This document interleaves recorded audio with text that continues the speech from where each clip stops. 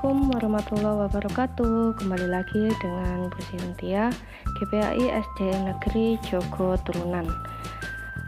Sekarang kita membahas tentang pembelajaran 4 kelas 4 yang menggunakan kurikulum baru, yaitu kurikulum sekolah penggerak yang berjudul kewajiban setelah usia balik.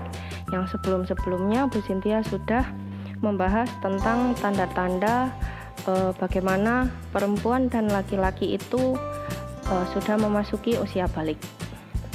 Sekarang kita bahas kewajibannya.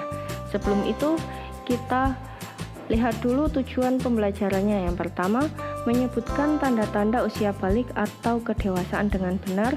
Yang kedua, membuat paparan mengenai tanda-tanda usia balik dalam pandangan ilmu fikih dan ilmu biologi dengan benar. Dan yang ketiga, membiasakan bersikap syukur, taat beribadah, dan bertanggung jawab.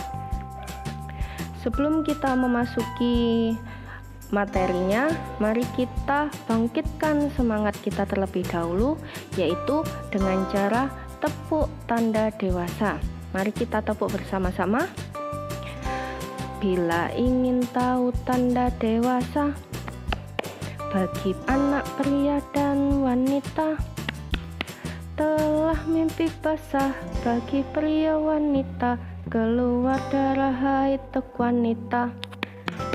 Jika 15 tahun umurnya, maka masuk usia dewasa. Walau tak keluar darah dan tidak mimpi basah, ia wajib taati syariah.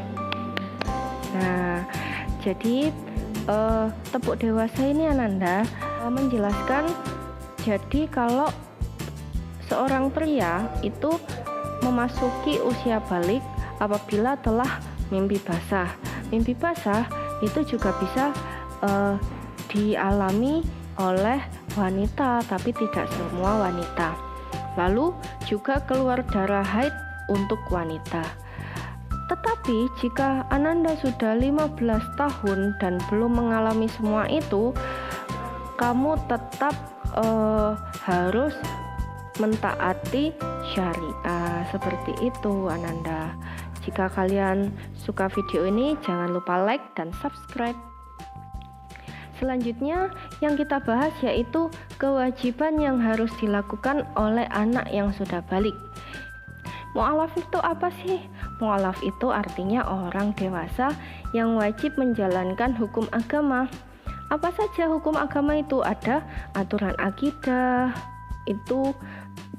Akidah itu artinya keimanan. Ada juga kalian itu harus beribadah dan juga menjaga akhlak, seperti itu. Jadi kalau Ananda sudah mu'alaf, sudah memasuki usia balik, Ananda itu seluruh perbuatannya akan dibalas oleh Allah Subhanahu wa Ta'ala.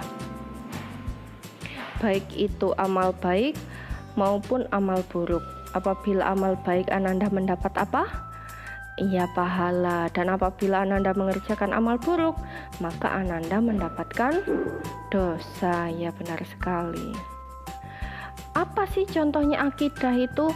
Akidah itu contohnya meyakini adanya Allah Subhanahu wa Ta'ala.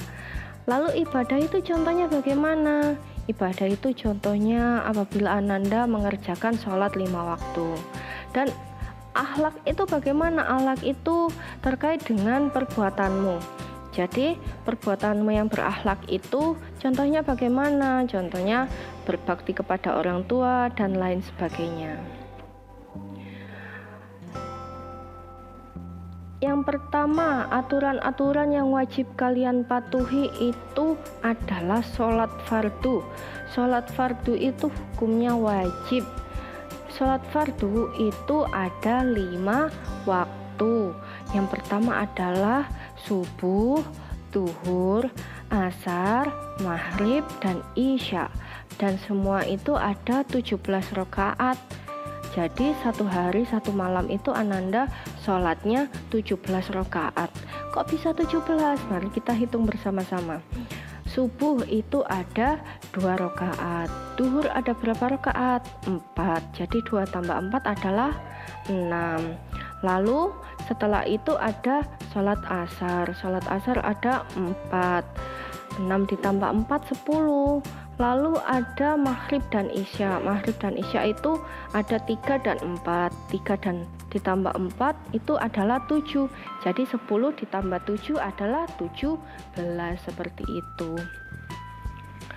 Ada juga Rasulullah SAW bersabda, perintahkanlah anak-anak kalian untuk mengerjakan sholat pada usia 7 tahun dan pukullah mereka untuk sholat pada usia 10 tahun serta pisahkanlah tempat tidur mereka. Nah, jadi Rasulullah SAW, Nabi kita, Nabi besar Muhammad SAW itu telah bersabda langsung kepada umatnya, yaitu anak-anak itu harus mengerjakan sholat pada usia 7 tahun.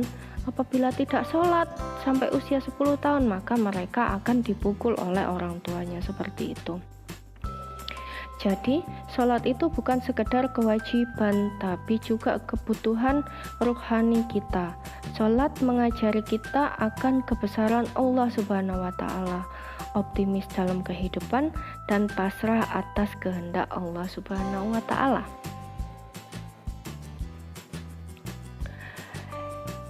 Yang kedua, aturan-aturan wajib yang harus kalian patuhi apabila sudah memasuki usia balik, yaitu menutup aurat. Aurat itu apa sih? Aurat itu adalah bagian tubuh manusia yang harus ditutupi menurut ketentuan syariah. Jadi, apa-apa saja yang harus ditutupi, kalian harus menutupinya. Aurat laki-laki itu berbeda dengan aurat perempuan. Kalau aurat laki-laki itu dari mana? Dari pusar hingga lutut. Sedangkan perempuan itu auratnya seluruh badan selain wajah dan telapak tangan, seperti itu. Jadi meskipun auratnya perempuan itu seluruh badan kecuali wajah dan tangan, jadi semua itu harus ditutupi, tetapi kalian tidak boleh memakai pakaian yang terlalu ketat sehingga menampakkan bentuk tubuh. Itu juga sama saja kalian tidak menutup aurat. Dan juga bukan kain yang tipis sehingga warnanya itu terlihat, itu juga tidak boleh. Ananda, yang perlu kalian perhatikan itu bahwa Islam tidak mengharuskan umatnya memakai model pakaian khas tertentu dalam menutupi auratmu. Setiap suku dan bangsa itu memiliki ciri khas budaya pakaian yang masing-masing itu berbeda. Model pakaian yang kita pakai itu mungkin berbeda dengan orang-orang yang berasal dari suku dan bangsa yang lain. Jadi pakaian kita itu berbeda dengan bangsa lainnya, bangsa Arab, bangsa Portugis, dan lain sebagainya. Kita juga berbeda dengan suku-suku yang ada di daerah lain. Jadi kita berhak untuk memakai pakaian sesuai dengan suku dan bangsa sendiri, seperti itu. Lalu yang ketiga, Ananda, aturan-aturan yang wajib kalian patuhi apabila sudah memasuki usia balik itu adalah mencari ilmu. Jadi setiap muslim laki-laki dan perempuan itu berkewajiban untuk mencari ilmu sejak lahir hingga dia meninggal dunia. Anak yang telah balik itu dibebani hukum syariah. Dia akan menerima balasannya sesuai dengan apa yang diperbuatnya. Ilmu itu hanya dapat diperoleh dengan belajar. Apabila Ananda belajar, itu Ananda pasti dapat ilmu. Belajar itu tidak harus kalian selagi muda. Apabila kalian sudah tua nanti, itu kalian juga harus tetap belajar. Jadi meskipun sudah tua, Ananda masih bisa membaca buku dan mencari ilmu dari orang lain, itu boleh-boleh saja. Jangan lupa Ananda harus tekun membaca, tekun berlatih, dan yang paling penting itu adalah mengamalkan ilmu yang sudah kalian punya. agar ilmu yang kalian punya itu bermanfaat bagi orang banyak. Apabila ilmu yang kalian punya itu bermanfaat bagi orang banyak, itu artinya kalian akan mendapatkan pahala. Namun jangan lupa perbanyak berdoa agar Allah Subhanahu wa Ta'ala memberi ilmu yang luas dan bermanfaat bagi Ananda.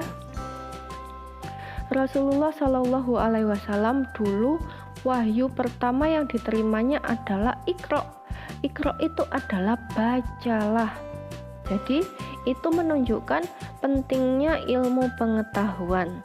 Allah Subhanahu wa Ta'ala akan mengangkat derajat orang beriman dan berilmu. Jadi bukan derajat orang-orang yang mempunyai uang yang banyak, mempunyai harta yang banyak.